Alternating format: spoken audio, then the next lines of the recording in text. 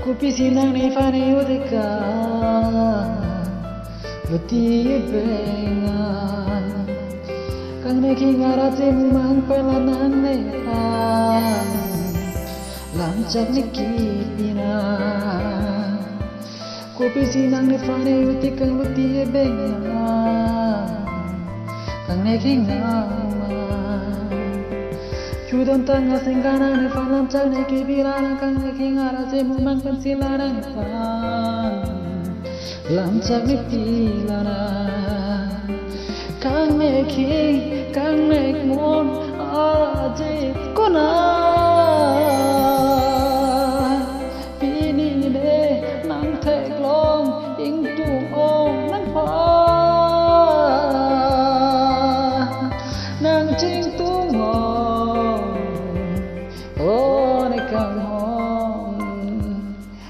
Pisina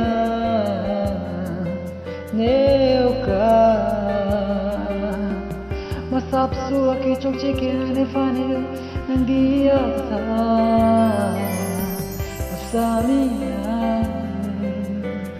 masapsu vergi chokche nang fanang dia jelo mana raje ke me aba none ko song ji non ne kri me lang pen ke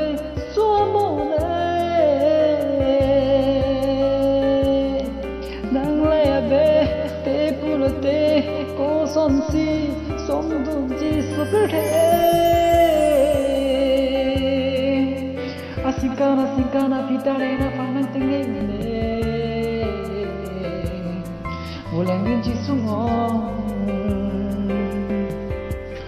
Nara jemu mang do vela ne sengve yar lokang ne king nang aje aprayu ne nang raje chot kali nang lam the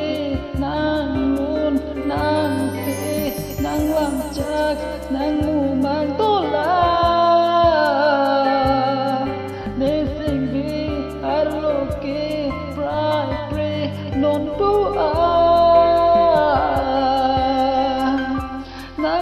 so se mara masap so